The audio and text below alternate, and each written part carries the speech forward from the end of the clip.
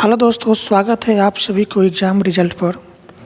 दोस्तों, आज हम लेकर आए हैं आपके लिए क्लास 7th का सिविक्स और इसमें चैप्टर 1 से लेकर चैप्टर 11 तक का प्रश्न दिया हुआ है। चैप्टर वाइज एक एक प्रश्न सिविक्स का, क्लास 7th का सिविक्स है।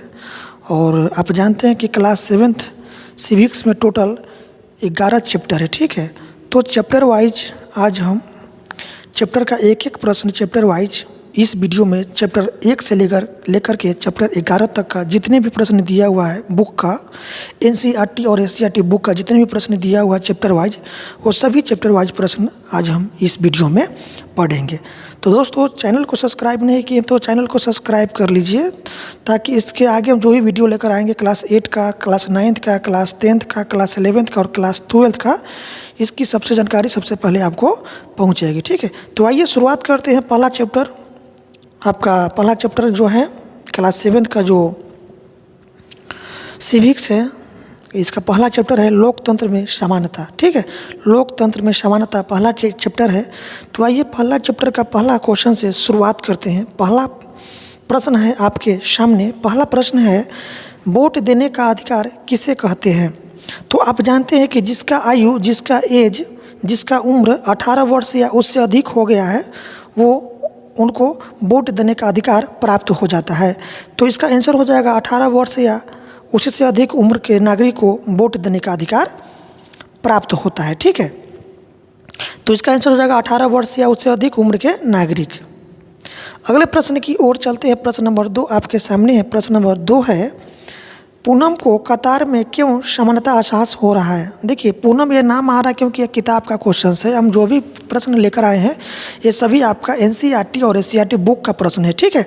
इधर उधर का प्रश्न नहीं है, इसलिए यहाँ पर नाम देखने को मिल रहा है आपको। तो पूनम को कतार में क्यों समानता एहसास हो रहा है? तो इसका कारण है कि उसे किसी ने उसके काम के आधार पर पीछे नहीं धकेला, ठीक है। इसी वजह से पूनम को कतार में असमानता महसूस नहीं हो रहा है, ठीक है। अगले प्रश्न की ओर चलते हैं। प्रश्न नंबर 3 है आपके सामने। प्रश्न नंबर 3 है, ये सभी किताब का प्रश्न है, ठीक है। प्रश्न नंबर 3 है कि वोट देने के अधिकार में कौन सा फर्क नहीं पड़ता है? तो धर्म और जाति।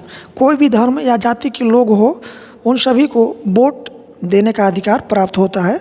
तो वोट देने के अधिकार में जाति और धर्म से कोई फर्क नहीं पड़ता है। तो इसका राइट ऑप्शन हो जाएगा ऑप्शन डी, धर्म और जाति, ठीक है। कोई भी धर्म या जाति के लोगों सभी को वोट देने का अधिकार है।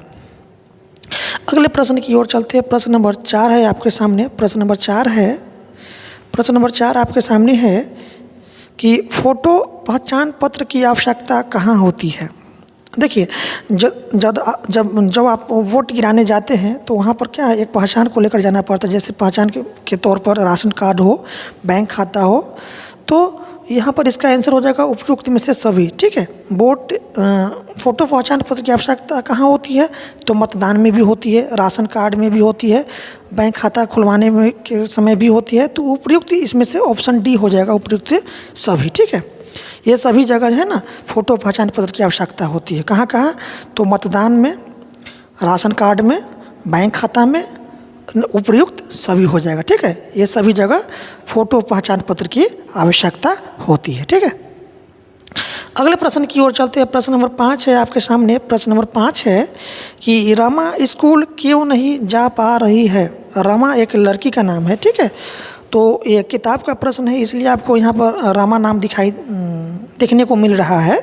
तो आप सोचिएगा नहीं कि ये रामा कहाँ से आ रहा है नाम, ये सब किताब का प्रश्न है, ठीक है।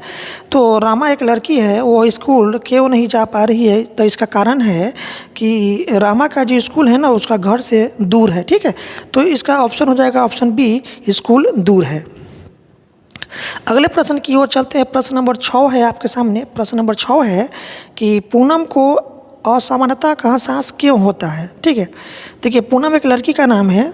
तो कहता है कि पूनम को असमानता का एहसास क्यों हो रहा है, यानी भेदभाव का एहसास उसको क्यों हो रहा है, भेदभाव का जैसे बातें उसको मन में क्यों उत्पन्न हो रहा है? तो इसका कारण है कि उसकी बेटी को स्कूल नहीं भेज पा रही है, ठीक है। उसकी बेटी को स्कूल नहीं भेज पा रही है, जिसके वजह से पूनम को असमानता का एहसास हो रहा है, ठीक है। अगले प्रश्न की ओर चलते हैं।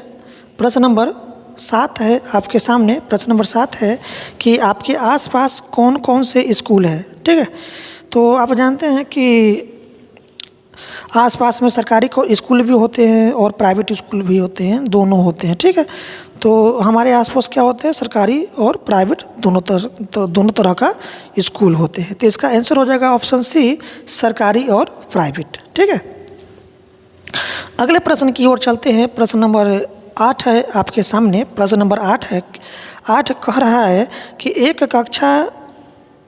अच्छा स्कूल किसे मानते हैं।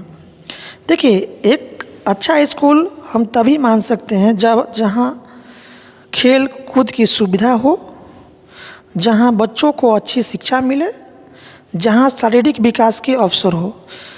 जहाँ पर ये सभी सुविधा उपलब्ध है वहाँ पर हम एक स्कूल को हम अच्छा स्कूल मानेंगे। ठीक है, तो उपयुक्त में से इसका ऑप्शन डी हो जाएगा, उपयुक्त सभी हो जाएगा। ठीक है, एक अच्छे स्कूल किसे मान सकते हैं, जहाँ पर खेल कूद की सुविधा हो, जहाँ बच्चों को अच्छी शिक्षा मिले, जहाँ शारीरिक विकास के अवसर हो, ये सभी चीज़ जहाँ पर उपलब्ध हो वहाँ पर हम एक अच्छा स्कूल क्या है मानेंगे। ठीक है, अगले प्रश्न की ओर चलते हैं। प्रश्न नंबर 9 है आपके सामने कि बाल संसद के चुनाव क्यों ज़रूरी है।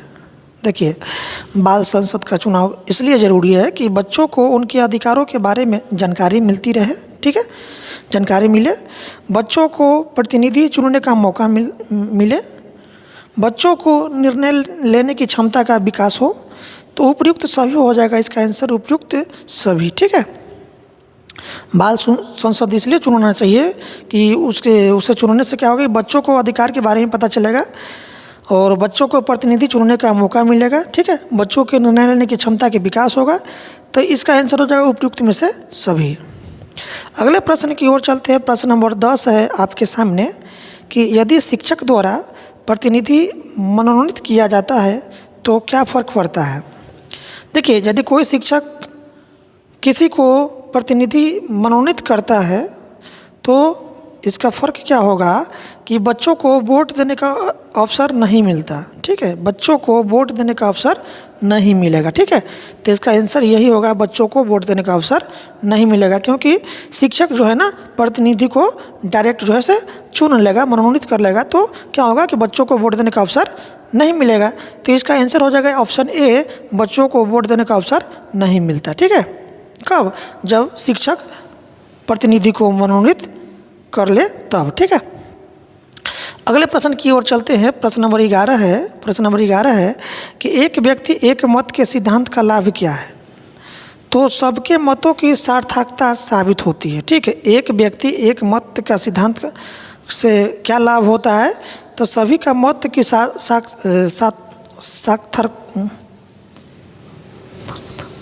सभी के मतों की सार्थकता साबित होती है। ठीक है, इसका यही आंसर हो जाएगा। अगले प्रश्न की ओर चलते हैं।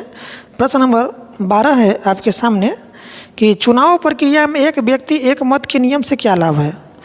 तो चुनाव की प्रक्रिया में एक व्यक्ति एक मत के नियम से लाभ यह है कि प्रतिनिधि की सार्थकता सुनिश्चित होती है। ठीक है, प्रतिनिधि की सार्थकता जो है ना सुनिश्चित होती है एक व्यक्ति एक मत के नियम से। ठीक है, अगले प्रश्न की ओर चलते हैं। प्रश्न नंबर 13 है आपके सामने। प्रश्न नंबर 13 है कि बाल संसद ने क्या किया। तो एक किताब का प्रश्न है, इसलिए यहाँ पर बाल संसद देखने को मिल रहा है आपको। ठीक है, तो बाल संसद ने क्या किया कि स्कूल में झूले लगवाए, हमें आचरण में रहना सिखाया, फुलवारी लगाई। तो उपयुक्त सभी इसका राइट आंसर हो जाएगा। ठीक है, ये सभी किताब का प्रश्न है। ठीक है, एनसीईआरटी बुक का, एनसीईआरटी दोनों, एनसीईआरटी और एससीईआरटी दोनों बुक का प्रश्न मैं यहाँ पर आपको लिया है आपके लिए। ठीक है, अब चलते हैं प्रश्न 14 आपके सामने। प्रश्न नंबर 14 है कि गांधी जी की गरिमा को दक्षिण अफ्रीका में क्या ठेस पहुंची। ठीक है, तो जब गांधी जी दक्षिण अफ्रीका गए थे तो उन्हें ट्रेन से बाहर उतार दिया गया था। क्यों? क्योंकि दक्षिण अफ्रीका में रंग भेद जो है ना नीति चलता था कि काले गोरे में क्या है रंग भेद, गोरे लोग जो है ना काले लोग को ना नीच भावना से देखते थे। तो वहाँ पर गांधी जी ने इसी के लिए आंदोलन चलाने गया था। कहाँ? दक्षिण अफ्रीका में काले गोरे लोगों के बीच में मतभाव को जो है ना, भेदभाव को दूर करने के लिए, ठीक है। तो उन्हें क्या किया था गांधी जी को, उन्हें ट्रेन से बाहर उतार दिया था। कौन? गोरे लोग, ठीक है, क्योंकि गांधी जी क्या थे? काले थे, ठीक है। तो वहाँ पर गांधी जी को गरिमा को ठेस यही पहुँचा कि उन्हें ट्रेन से बाहर उतार दिया गया था गोरे लोगों के द्वारा, ठीक है। तो इसका ऑप्शन डी हो जाएगा, ऑप्शन डी हो जाएगा, उन्हें ट्रेन से बाहर उतार दिया गया था। अगले प्रश्न की ओर चलते हैं। प्रश्न नंबर 15 है आपके सामने। प्रश्न नंबर 15 है कि आप विभूति के लेखक को ठेस क्यों पहुँची। देखिए आप विभूति यहाँ पर आ रहा है क्योंकि प्रश्न किताब का है, तो इसका कारण है कि लेखक को मच्छर काट रहे थे, ठीक है। एक लेखक था, आप विभूति का लेखक था, तो उसको ठेस क्यों पहुंचा? क्योंकि लेखक को क्या काट रहा था? मच्छर काट रहा था, ठीक है। अगले प्रश्न की ओर चलते हैं। प्रश्न नंबर 16 है आपके सामने। प्रश्न नंबर 16 है कि क्या आपके साथ ऐसी घटना हुई है जिसमें आपकी गरिमा को ठेस पहुंची हो? तो हाँ, रिश्तेदारों के साथ असमान व्यवहार, ठीक है। कभी कभी कोई रिश्तेदार जो होते हैं ना, वो आपके साथ असमान व्यवहार कर देते हैं, जिसके कारण से क्या है, आपको गरिमा को ठेस पहुँच जाती है। तो हाँ, रिश्तेदारों के साथ असमान व्यवहार से क्या होता है? गरिमा को ठेस पहुंचती है, ठीक है। अगले प्रश्न की ओर चलते हैं। प्रश्न नंबर 17 है आपके सामने। प्रश्न नंबर 17 है कि विज्ञापनों में जाति एवं अन्य सामाजिक असमानता के सूचक शब्द कौन से हैं? तो यह आपका है महंगे सूट, निम्न जाति के वर वधू, बड़े गाड़ियाँ, उपयुक्त में से सभी हो जाएगा, ठीक है। अगले प्रश्न की ओर चलते हैं। प्रश्न नंबर 18 है आपके सामने। प्रश्न नंबर 18 है कि मध्याह्न भोजन योजना का उद्देश्य क्या था?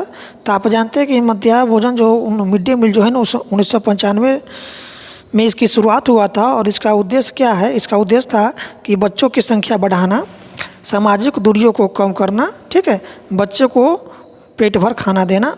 इसका उपयुक्त में से सभी आंसर हो जाएगा, ठीक है, उपयुक्त सभी हो जाएगा, ठीक है। मध्याह्न भोजन जो है ना, मिड डे मील जो है ना, इस योजना का उद्देश्य क्या था कि बच्चों की संख्या बढ़ाना स्कूल में, उसके बाद सामाजिक दूरिया को कम करना, ठीक है, सभी जाति के लोग एक साथ बैठकर खाए, ठीक है। तो इससे क्या होगा कि सामाजिक दूरियां कम होगी, बच्चे को भर पेट खाना देना, उपयुक्त में से इसका सभी आंसर हो जाएगा, ठीक है, ऑप्शन डी हो जाएगा, उपयुक्त सभी। अगले प्रश्न की ओर चलते हैं। प्रश्न नंबर 19 है आपके सामने। प्रश्न नंबर 19 है कि मध्याह्न भोजन योजना से समानता कैसी दिखती है? तो क्या होता है कि वहाँ सभी बच्चों को एक ही प्रकार का भोजन मिलता है, ठीक है। आप देखते हैं कि स्कूल में जब बच्चे मिड डे मील खाते हैं ना, मध्याह्न भोजन जब करते हैं, तो वहाँ पर सभी बच्चों को जो है ना एक ही प्रकार के भोजन मिलता है। किसी भी जाति के लोग को भोजन बनाने का अवसर हो, कोई भी जाति का लोग हो, वहाँ पर उस स्कूल में कोई भी जाति का लोग हो भोजन बना सकता है, ठीक है। तो किसी भी जाति के लोगों को भोजन बनाने का अवसर मिलता है, बच्चों को एक जगह बैठकर भोजन करने का भी अवसर प्राप्त होता है, ठीक है। तो उपयुक्त में से इसका सभी आंसर हो जाएगा, उपयुक्त में से सभी।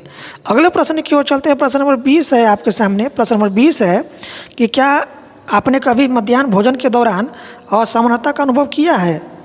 तो नहीं किया, क्योंकि हमेशा समानता का अनुभव किया, क्योंकि वहाँ पर हर लड़के जो है ना आपस में मिलकर बैठकर खाते हैं, ठीक है। कहाँ पर? स्कूल में मध्याह्न भोजन के दौरान, ठीक है। हर जाति के लोग होता है और हर धर्म के लोग होता है वहाँ पर, ठीक है। तो हम वहाँ पर क्या है ना, असमानता जैसे नहीं देखते हैं, सभी में क्या देखते हैं? समानता का अनुभव देखते हैं। अब चलते हैं प्रश्न नंबर 21 की तरफ। प्रश्न नंबर 21 है आपके सामने। बाल संसद समानता के लिए क्या कर सकती है? तो बाल संसद समानता के लिए जो है ना, बच्चों को एक जैसा मौका देना है, भेदभाव मिटाना है, समान व्यवहार को प्रोत्साहित करना है, उपयुक्त में से इसका सभी आंसर हो जाएगा। अगले प्रश्न की ओर चलते हैं। प्रश्न नंबर 22 है आपके सामने कि समानता दर्शाने वाले व्यवहार क्या है? तो इसका है मतदान, स्कूल में सबका एक साथ पढ़ना, किसी जाति के लोगों को एक साथ काम करना, उपयुक्त में से इसका सभी आंसर हो जाएगा, समानता दर्शाने वाला व्यवहार, ठीक है। समानता दर्शाने वाले व्यवहार में क्या क्या चीज़ आता है? मतदान, स्कूल में सबका एक साथ पढ़ना, किसी जाति के लोगों को एक साथ काम करना, उपयुक्त में से इसका सभी आंसर हो जाएगा। नेक्स्ट प्रश्न की ओर चलते हैं। प्रश्न नंबर 23 है आपके सामने कि असमानता दर्शाने वाले व्यवहार क्या है? तो यह आपका है घर में नौकरों के साथ दुर्व्यवहार, नौकरी में विशेष वर्ग को प्राथमिकता देना, दलितों के साथ छुआछूत, उपयुक्त सभी ये सब क्या है? असमानता का उदाहरण है, ठीक है। अगले प्रश्न की ओर चलते हैं, प्रश्न नंबर 24 की तरफ। प्रश्न नंबर 24 है आपके सामने, क्या आपने कभी असमान व्यवहार किया है? नहीं, हमेशा समान व्यवहार किया है। ठीक है, हम सभी लोगों को एक दूसरे के साथ कैसा व्यवहार करना चाहिए? एक समान व्यवहार करना चाहिए। ठीक है, अगले प्रश्न की ओर चलते हैं। प्रश्न नंबर 25 है कि क्या आपको किसी के व्यवहार से ठेस पहुंची है? हाँ, सामाजिक भेदभाव के कारण से। ठीक है, सामाजिक भेदभाव के कारण से ना क्या होता है, कभी कभी किसी लोगों को ठेस पहुंचता है। ठीक है, अगले प्रश्न की ओर चलते हैं। प्रश्न नंबर 26, रोजा पार्क्स की जगह आप क्या करती है? रोजा पार्क्स की जगह आप क्या करती है? तो यह है आपका श्वेत व्यक्ति को अपनी सीट नहीं देती है। ठीक है, श्वेत व्यक्ति को अपनी सीट नहीं देती है। कौन? रोजा पार्क्स। ठीक है, अगले प्रश्न की ओर चलते हैं। प्रश्न नंबर 27 है आपके सामने कि पंक्ति में बाद में आने पर क्या करना चाहिए? तो पंक्ति में बाद में आने पर क्या करना चाहिए? आगे खड़े लोगों को सम्मान देना चाहिए। ठीक है, यदि आप पंक्ति में खड़े हैं तो बाद में आने वाले लोगों को क्या कीजिएगा? आप सम्मान दीजिएगा ही ना। तो इसका आंसर हो जाएगा आगे खड़े लोगों को सम्मान देना चाहिए। अगले प्रश्न की ओर चलते हैं। प्रश्न नंबर 28 है आपके सामने, असमानता के कई रूप क्या है? तो इसका रूप है, देखिए, जाति, वर्ग, आर्थिक स्थिति, शिक्षा, काम, सामाजिक भेदभाव, रंग, जाति, स्थान। ये सभी क्या है? असमानता के रूप है। ठीक है, असमानता के रूप ये सब है। जाति, वर्ग, आर्थिक स्थिति, शिक्षा, काम, सामाजिक भेदभाव, रंग, जाति, स्थान, ये सभी क्या है? ये सभी असमानता के रूप है। ठीक है, अगले प्रश्न की ओर चलते हैं। प्रश्न नंबर 29 है आपके सामने, असमानता का भयानक स्वरूप कहाँ दिखता है? तो यह दिखता है आपका गरीबी और बेरोजगारी में। गरीबी और बेरोजगारी में असमानता का भयानक रूप दिखाई देता है। ठीक है, अगले प्रश्न की ओर चलते हैं। प्रश्न नंबर 30 है कि लोकतंत्र में समानता कैसे सुनिश्चित की जाती है? तो सभी नागरिकों को वोट देने का अधिकार, सरकारी स्कूलों में सभी को एक जैसा शिक्षा, सभी जातियों के लोगों को समान अवसर, ये सभी क्या है? लोकतंत्र में समानता सुनिश्चित करने की क्या है? एक कार्य है। ठीक है, सभी नागरिकों को वोट देने का अधिकार होना चाहिए, सरकारी स्कूल में सभी लोगों को एक जैसा शिक्षा होना चाहिए। ठीक है, सभी जाति के लोगों को समान अवसर मिलना चाहिए। ये सब होने से क्या है? लोकतंत्र में समानता की सुनिश्चित किया जा सकता है। अब मेरा अगला चैप्टर है चैप्टर 2, राज्य सरकार। ठीक है, क्लास 7th का सिविक्स है। चैप्टर 2 पाठ का नाम है राज्य सरकार। चलिए इसमें दिया हुआ प्रश्न जो है उसको पढ़ते हैं। पहला प्रश्न से शुरुआत करते हैं। पहला प्रश्न है आपके सामने, चुनाव प्रचार क्यों किया जाता है? देखिए, चुनाव प्रचार क्यों किया जाता है, इसका कारण है उम्मीदवारों का प्रचार करने के लिए। उम्मीदवारों का प्रचार करने के लिए ही चुनाव प्रचार किया जाता है। ठीक है, इसका यही राइट ऑप्शन हो जाएगा। अगले प्रश्न की ओर चलते हैं। प्रश्न नंबर 2 है आपके सामने कि इलेक्ट्रॉनिक वोटिंग मशीन में मतदान कैसे किया जाता है?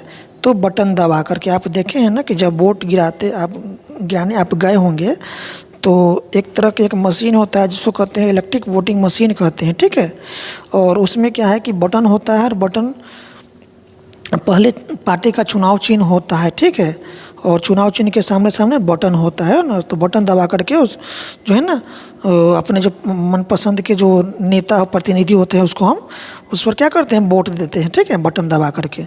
तो इलेक्ट्रॉनिक वोटिंग मशीन में मतदान जो होता है ना, बटन दबा कर किया जाता है। तो इसका राइट ऑप्शन रहेगा बटन दबा करके। अगले प्रश्न की ओर चलते हैं। प्रश्न नंबर 3 है आपके सामने कि विधानसभा में बहुमत प्राप्त करने के लिए कितने सदस्य होने चाहिए? तो आप जानते हैं कि विधानसभा बिहार में टोटल कितना सीट है? 243 है। तो आधे से एक अधिक आने पर क्या है? बहुमत प्राप्त होगा। ठीक है, आधे से एक अधिक मतलब कितना? 122 सीट जिस पार्टी को आ जाएगा उसकी सरकार जो है ना बहुमत से बन जाएगा। ठीक है, तो आधे से एक अधिक जो है ना विधानसभा में बहुमत प्राप्त करने के लिए आधे से एक अधिक सीट सदस्य होना चाहिए। ठीक है, तो यानी 122 होना चाहिए, तो आधे से अधिक। ठीक है, आधे से अधिक इसका आंसर हो जाएगा। ठीक है, अगले प्रश्न की ओर चलते हैं। प्रश्न नंबर 4 है आपके सामने। प्रश्न नंबर 4 है कि विधायक और मंत्री में क्या अंतर है। तो विधायक कानून बनाता है, ठीक है, और मंत्री क्रियान्वयन करता है। ठीक है, विधायक का काम है कानून बनाना, ठीक है, और मंत्री जो है ना उसे क्रियान्वयन करता है। अगले प्रश्न की ओर चलते हैं। प्रश्न नंबर 5 है आपके सामने। प्रश्न नंबर 5 है कि विधानसभा में बहस क्यों होता है।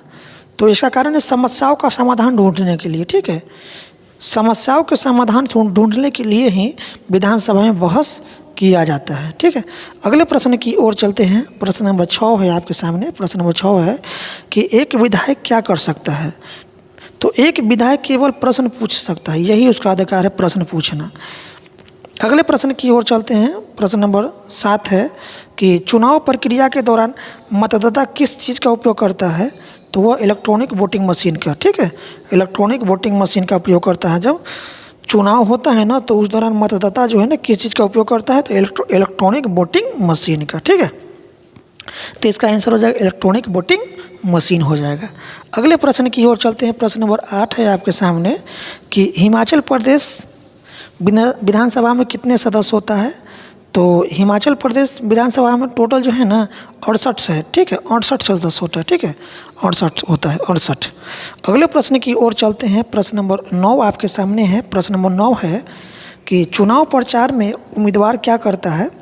तो वोट मांगता है। देखते हैं ना कि जब चुनाव होता है तो जितने भी नेता लोग खड़े होते हैं, प्रतिनिधि, वो आकर के आपके गांव में क्या मांगता है, वोट मांगता है। ठीक है, तो इसका आंसर हो जाएगा वोट मांगना। अगले प्रश्न की ओर चलते हैं। प्रश्न नंबर 10 है आपके सामने कि किस दल को सरकार बनाने के लिए बहुमत प्राप्त होना चाहिए। तो ये आपका हो जाएगा केवल एक दल को। ठीक है, यदि किसी एक दल को बहुमत प्राप्त हो गया तो वो दल क्या है, सरकार बना सकता है, तो केवल एक दल हो जाएगा। ठीक है, अगले प्रश्न की ओर चलते हैं। प्रश्न नंबर 11 है कि विधानसभा सदस्य किस प्रकार से चुने जाते हैं। तो विधानसभा सदस्य जो है ना मतदान द्वारा चुना जाता है। ठीक है, वयस्क मतदान द्वारा। अगले प्रश्न की ओर चलते हैं। प्रश्न नंबर 12 है कि विधानसभा में बहस का क्या लाभ है। तो विधानसभा में बहस का लाभ यही है कि समस्याओं का समाधान। ठीक है, समस्याओं का समाधान के लिए ही विधानसभा में बहस किया जाता है। ठीक है, इसका यही लाभ है। अगले प्रश्न की ओर चलते हैं। प्रश्न नंबर 13 है आपके सामने। प्रश्न नंबर 13 है कि विधानसभा चुनाव में क्या देखना आवश्यक है। तो पार्टी का चुनाव चिन्ह। ठीक है, पार्टी का चुनाव चिन्ह। अगले प्रश्न की ओर चलते हैं। प्रश्न नंबर 14 है आपके सामने कि चुनाव प्रचार के दौरान क्या होता है। तो ये उम्मीदवार की विचारधारा प्रस्तुत की जाती है। ठीक है, देखते हैं ना कि चुनाव प्रचार में क्या कहते हैं, हम आपका नेता नहीं, हम आपका बेटा है, सुयोग्य, कर्मठ, लोकप्रिय, शिक्षित, योग्य, ये सब क्या करता है चुनाव प्रचार में, क्या है, ये सब स्लोगन है। ठीक है, तो उम्मीदवार जो है ना अपना विचारधारा प्रस्तुत करता है उसमें कि हम नेता नहीं, हम आपका बेटा है, कर्मठ है, सुयोग्य, जुझारू है, लोकप्रिय है, समाजसेवी है, इस तरह का क्या करता है, नारा लगाता है। ठीक है, अपना विचारधारा प्रस्तुत करता है। कौन, नेता लोग, प्रतिनिधि लोग जो खड़ा होता है चुनाव में। ठीक है, तो चुनाव प्रचार के दौरान यही क्या होता है कि उम्मीदवार जो है ना अपना विचारधारा प्रस्तुत करता है। अगले प्रश्न की ओर चलते हैं। प्रश्न नंबर 15 है कि विधायक का कार्य क्या होता है। तो विधायक का कार्य है समस्याओं को सरकार के सामने रखना, यही काम होता है विधायक का। अगले प्रश्न की ओर चलते हैं। प्रश्न नंबर 16 है आपके सामने। प्रश्न नंबर 16 है कि मंत्री के कार्य में कौन सा कार्य शामिल है। तो ये आपका है जनता की समस्याओं का समाधान करना। ठीक है, यही इसका काम है मंत्री का। अगले प्रश्न की ओर चलते हैं। प्रश्न नंबर 17 है कि एक विधायक अपने क्षेत्र की समस्या को किसके सामने रखता है। तो यह सरकार के सामने रखता है। ठीक है, एक विधायक जो है ना अपने क्षेत्र की समस्या जो होता है ना उसको, इस समस्या को किसके सामने रखता है, सरकार के सामने। अगले प्रश्न की ओर चलते हैं। प्रश्न नंबर 18 है आपके सामने। प्रश्न नंबर 18 है कि वोटों की गिनती कब होती है। तो मतदान के अगले दिन। ठीक है, मतदान के अगले दिन। प्रश्न नंबर 19 की तरफ चलते हैं। प्रश्न नंबर 19 है आपके सामने कि विधायक के लिए आवश्यक योग्यता क्या है। तो एक राज्य का निवासी होना चाहिए, ठीक है। विधायक बनने के लिए एक राज्य का निवासी होना चाहिए, ठीक है, अपने राज्य का निवासी होना चाहिए। अगले प्रश्न की ओर चलते हैं। प्रश्न नंबर 20 है कि चुनाव के दिन लोग किस चीज़ की लंबी कतार में खड़े रहते हैं? तो मतदान की, ठीक है। आप देखते हैं ना कि जब लोग वोट गिराना जाते हैं तो एक कतार में खड़े होकर वोट गिराते हैं, ठीक है। तो चुनाव के दिन लोग किस चीज़ की लंबी कतार में खड़े रहते हैं? तो मतदान की हो जाएगा, ठीक है, मतदान हो जाएगा इसका आंसर। अगले प्रश्न की ओर चलते हैं। प्रश्न नंबर 21 है आपके सामने कि चुनावी परिणाम की घोषणा के बाद क्या होता है? तो उम्मीदवार को विजयी घोषित किया जाता है, ठीक है। वोटों की गिनती होती है, वोटों की गिनती में जिस प्रतिनिधि का वोट सबसे अधिक प्राप्त होता है ना, उसको क्या है, विजयी घोषित कर दिया जाता है, उसको जीत घोषित कर दिया जाता है।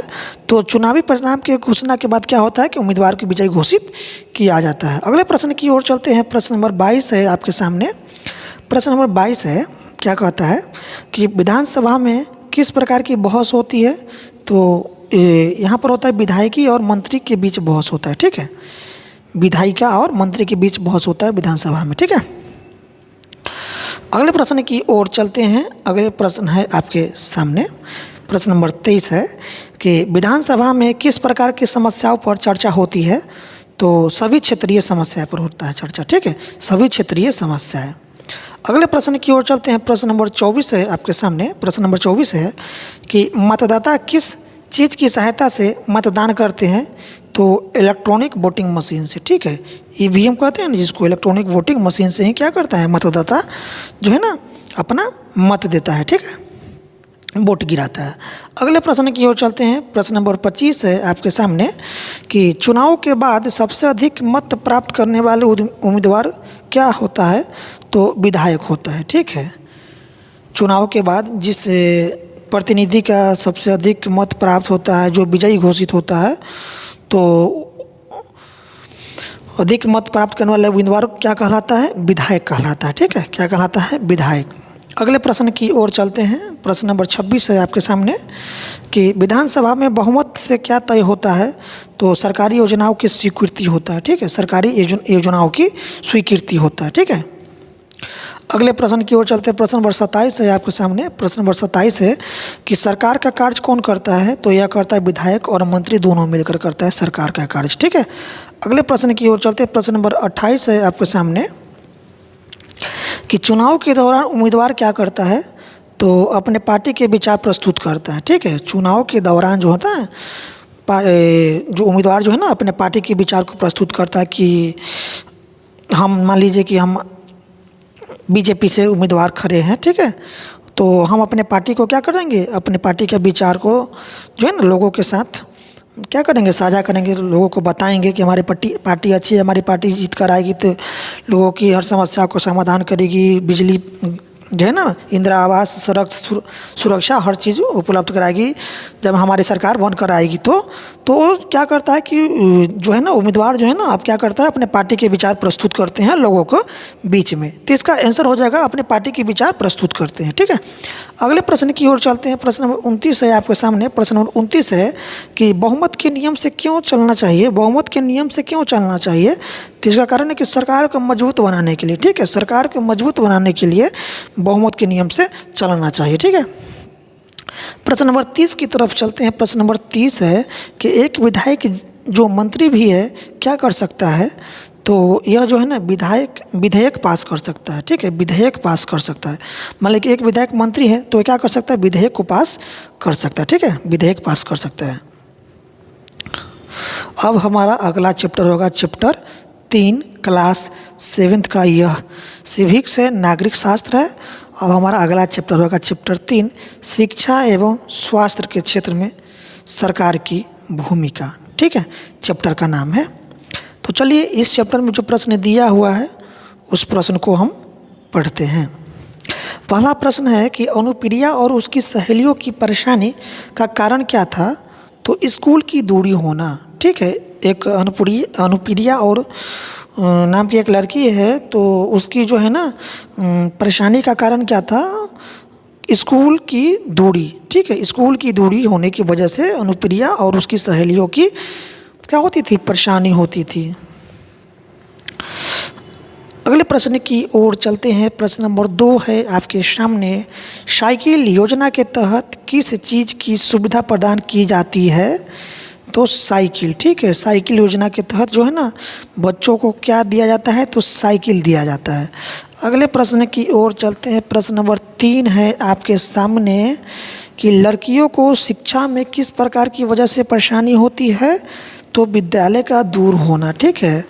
इसलिए तो सरकार जो है ना साइकिल योजना चलाया कि स्कूल दूर होने के वजह से भी ना जो लड़कियां स्कूल दूर होने की वजह से स्कूल नहीं जा पाती थी, तो सरकार ने एक योजना लाया जिसको कहते हैं साइकिल योजना। और उस योजना के तहत सारी लड़कियां को क्या दिया गया? साइकिल दिया गया, जिससे है ना उसको स्कूल जाने में कोई कठिनाई ना हो।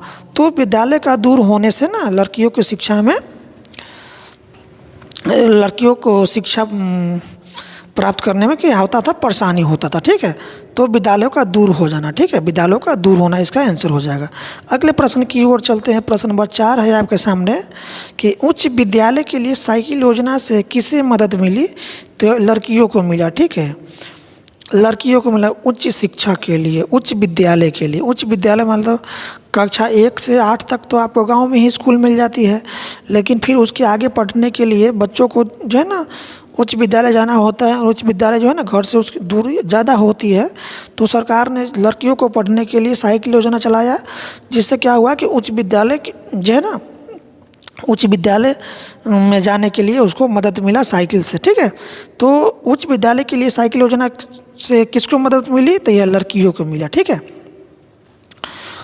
अगले प्रश्न की ओर चलते हैं। प्रश्न नंबर 5 है आपके सामने। प्रश्न नंबर 5 है कि सुमित की चिंता का कारण क्या था? तो इसका कारण था किताब का समय पर न मिलना।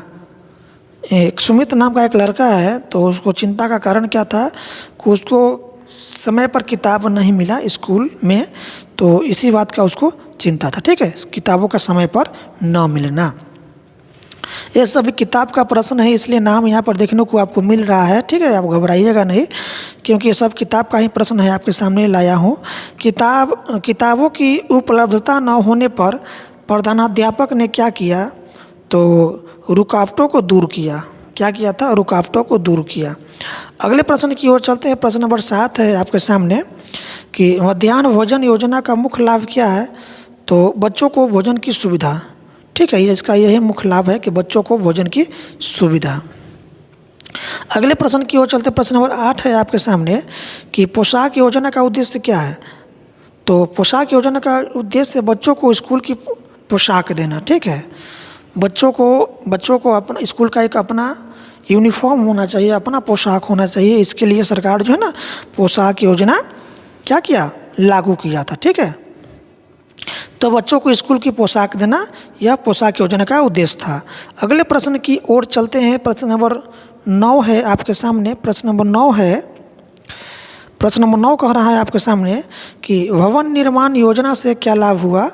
तो स्कूल की मरम्मत हुआ, ठीक है। भवन निर्माण योजना से क्या लाभ हुआ? स्कूल की मरम्मत। अगले प्रश्न की ओर चलते हैं। प्रश्न नंबर 10 है आपके सामने। प्रश्न नंबर 10 है कि आंगनवाड़ी केंद्र का उद्देश्य क्या है? तो इसका उद्देश्य शिक्षा की शुरुआत, ठीक है। शिक्षा की शुरुआत जो है ना, सबसे पहले शिक्षा की शुरुआत जो होता है ना बच्चों को आंगनवाड़ी से ही होती है, ठीक है। तो आंगनवाड़ी केंद्र का मुख्य उद्देश्य शिक्षा की शुरुआत। अगले प्रश्न की ओर चलते हैं। प्रश्न नंबर 11 है आपके सामने। प्रश्न नंबर 11 है कि गर्भवती महिला को संतुलित भोजन की कमी से क्या समस्याएं होती है? तो एनीमिया की कमी होती है, ठीक है। जो गर्भवती महिलाएं होती है उसको संतुलित भोजन न मिलने से उसको क्या चीज़ की समस्याएं होती है? एनीमिया की, ठीक है। इसलिए आंगनवाड़ी में ना एनीमिया की दवा दी जाती है गर्भवती महिलाओं को। अगले प्रश्न की ओर चलते हैं। प्रश्न नंबर 12 है आपके सामने कि प्रसव के समय घर में मदद करने से क्या खतरा हो सकता है? तो स्वच्छता की कमी, ठीक है, स्वच्छता की कमी हो सकता है। यदि घर में प्रसव कराने से क्या होगा खतरा? स्वच्छता की कमी, यही होगा, ठीक है।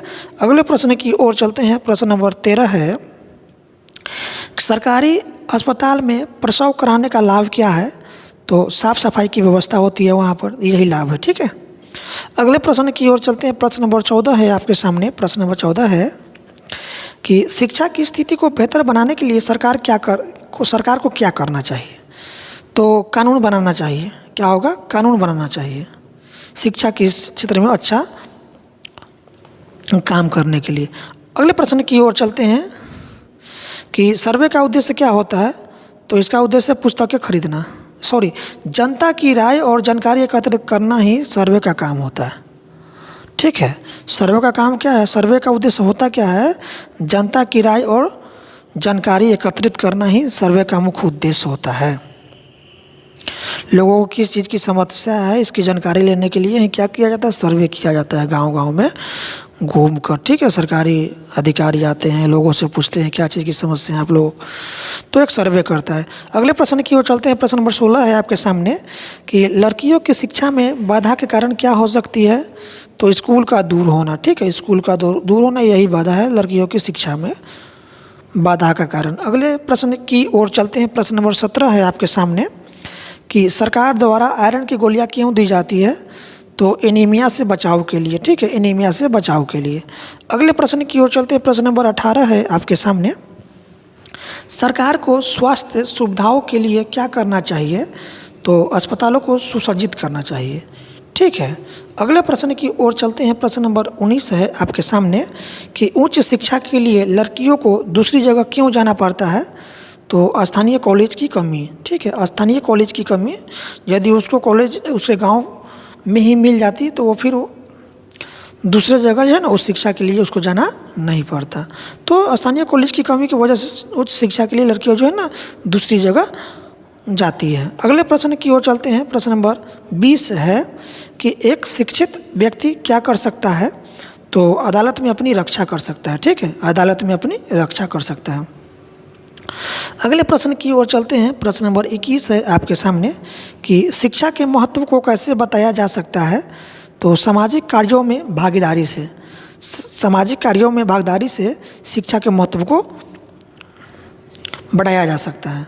अगले प्रश्न की ओर चलते हैं। प्रश्न नंबर 22 है आपके सामने, सर्वे के द्वारा क्या पता लगाया जाता है।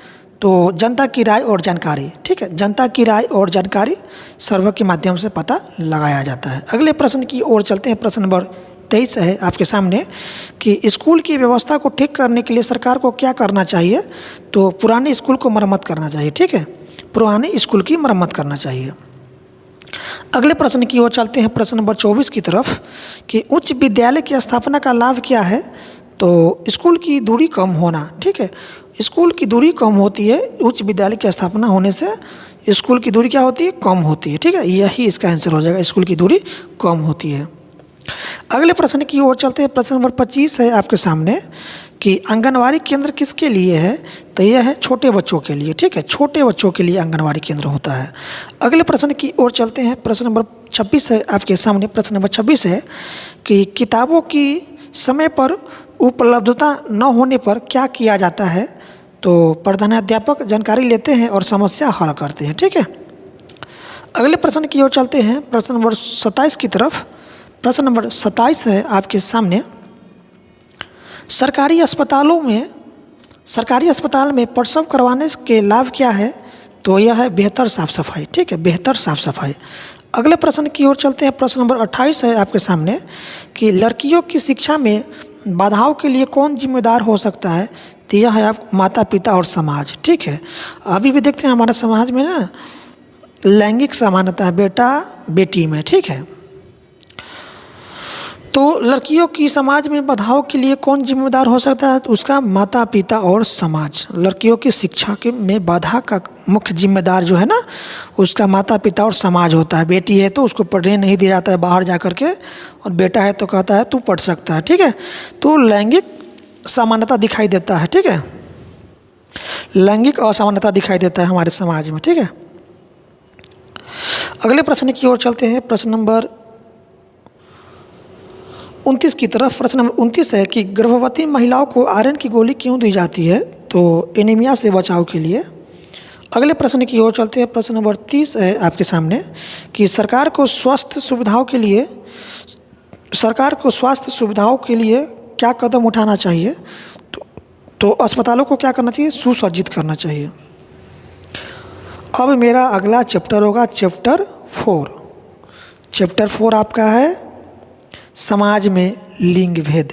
समाज में लिंग भेद, क्लास 7th का सिविक्स नागरिक शास्त्र है, ठीक है।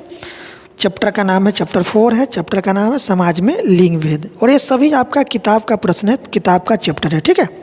तो आइए इस चैप्टर का जो प्रश्न दिया हुआ है उसको पढ़ते हैं।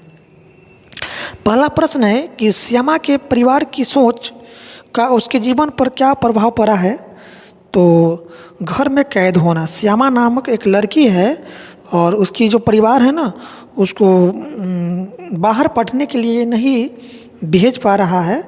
तो उससे क्या है कि श्यामा पर क्या चीज़ का प्रभाव पड़ा, को घर में ही कैद होना पड़ा उसको, ठीक है। तो श्यामा के परिवार के सोच के कारण उसके जीवन पर क्या प्रभाव पड़ा, घर में कैद होना। तू बेटी है तो बाहर नहीं जाकर पढ़ सकती है। तो श्यामा एक लड़की थी, उसकी परिवार का सोच था कि श्यामा एक लड़की है, श्यामा सिर्फ घर का ही काम कर सकती है, पढ़ने के लिए उसको बाहर नहीं जाने दे रहा था। तो इसका परिवार के सोच के कारण उसके जीवन पर प्रभाव पड़ा, तो जिसके कारण क्या है, घर में ही उसको कैद होना पड़ा, ठीक है। तो घर में कैद होना इसका आंसर हो जाएगा। अगले प्रश्न की ओर चलते हैं। प्रश्न नंबर 2 है आपके सामने कि गोविंद के दोस्त उसे क्यों चिढ़ाते हैं। तो गोविंद नाम का एक लड़का है, तो दोस्त उसको क्यों चिढ़ाता है। तो चिढ़ाने का कारण कि घर के काम करने के कारण, ठीक है। गोविंद नाम का एक लड़का है तो घर का काम करता है, जिसके कारण उसको दोस्त क्या है, उसको चिढ़ाता है, ठीक है। अगले प्रश्न की ओर चलते हैं कि प्रश्न नंबर 3 है। प्रश्न नंबर 3 है आपके सामने कि शबाना और जावेद का सपना क्या है। तो शबाना नाम का एक लड़की और जावेद नाम का एक लड़का है, तो दोनों का सपना क्या था, क्रिकेट खेलना। क्या सपना था, क्रिकेट खेलना। अगले प्रश्न की ओर चलते हैं। प्रश्न नंबर 4 है आपके सामने कि गोविंद के घर में झगड़े की वजह क्या है। तो काम की थकावट। अगले प्रश्न की ओर चलते हैं। प्रश्न नंबर 5 है आपके सामने कि लड़के और लड़कियों के पहनावे में फ़र्क क्यों होता है। तो इसका कारण समाज की सोच के कारण, ठीक है। लड़का जीन्स पहन सकता है, लड़की नहीं पहन सकती है। लड़का टी शर्ट पहन सकता है, लड़की टी शर्ट नहीं पहन सकती है। तो ये सब कहीं लिखा हुआ नहीं है, ये सब जो है ना हमारा समाज का सोच है, ठीक है। कि लड़का ये काम कर सकता है, लड़कियां ये काम नहीं कर सकती है। लड़का क्रिकेट खेल सकता है, लड़कियां क्रिकेट नहीं खेल सकती है। लड़का पढ़ सकता है, लड़कियां नहीं पढ़ सकती है। ये कहीं कानून नहीं है, ठीक है, कि लड़का ये कर सकता है, लड़कियां ये नहीं कर सकती है। तो ये सब क्या है, ये सब जो है ना समाज की सोच के कारण होता है कि लड़कियां जो है ना लड़कियां ही फ्रॉक पहन सकती है, लड़का ही शॉर्ट और पैंट पहन सकता है, लड़कियां नहीं। तो ये सब का जो है ना ये सब समाज की सोच के कारण होता है, ठीक है। नहीं तो लड़का लड़की दोनों क्या है, एक होता है। लेकिन हमारे समाज में क्या है कि लड़का ये कर सकता है, लड़की ये नहीं कर सकती है। तो इन दोनों के बीच में ना लैंगिक असमानता होती है, ठीक है। ये सब है ना समाज की सोच के कारण ऐसा होता है। तो अगले प्रश्न की ओर चलते हैं। प्रश्न नंबर 6 है आपके सामने कि अगर श्यामा की जगह होते तो आप क्या करते। तो परिवार से बात करते, ठीक है। श्यामा की जगह आप होते तो क्या करते, परिवार से बात करते हैं। अगले प्रश्न की ओर चलते हैं। प्रश्न नंबर 7 है आपके सामने कि घर के कामों में योगदान देने से क्या लाभ होता है। तो माता पिता को आराम मिलता है, यही तो लाभ है घर के कामों में योगदान देने से। अगले प्रश्न की ओर चलते हैं। प्रश्न नंबर 8 है आपके सामने कि लड़के और लड़कियों के खिलौनों में फ़र्क क्यों होता है। तो समाज के सोच के कारण कि लड़कियां गुड़िया से खेल सकती है, लड़का गुड़िया से नहीं खेल सकता है। लड़का टी शर्ट पहन सकता है, लड़कियां टी शर्ट नहीं पहन सकती है। हाँ, तो ये सब क्या है समाज के सोच के कारण होता है। खिलौने में फ़र्क है, ठीक है। पहनावे में भी, खिलौने में भी, ये सब फ़र्क जो है ना लड़का लड़की में किसके वजह से होता है, समाज के सोच के वजह से होता है, ठीक है। समाज की सोच के कारण जो है ना लड़का और लड़कियों के खिलौने में भी फ़र्क होता है, पहनावे में भी फ़र्क होता है, ठीक है। कि लड़कियाँ गुड़िया से खेल सकती है, लड़का गुड़िया से खेल नहीं सकता है। लड़कियाँ जीन्स नहीं पहन सकता है, लड़का जीन्स पहन सकता है। लड़का क्रिकेट खेल सकता है, लड़कियाँ क्रिकेट नहीं खेल सकती है। तो ये सब क्या है समाज के सोच के कारण है ये सब, ठीक है। खिलौना में फ़र्क होना, उसके बाद शिक्षा में भी फ़र्क होना, उसके बाद क्या ये सब जो है ना, पहनावे में भी फ़र्क होना, कपड़ा पहनावे में भी, कि जो लड़का पहन सकता है लड़की नहीं पहन सकता है, जो लड़का जिस खिलौना से खेल सकता है वो लड़की उस खिलौना से नहीं खेल सकती। तो ये सब क्या है, समाज की सोच के कारण होता है, ठीक है। ये सब समाज में लैंगिक असमानता के कारण होता है, ठीक है, लड़का लड़की में भेद करना, भेदभाव। अगले प्रश्न की ओर चलते हैं, प्रश्न नंबर 9 की तरफ, कि गोविंद के दोस्तों को उसको चिढ़ाना उचित क्यों नहीं है? क्योंकि घर के काम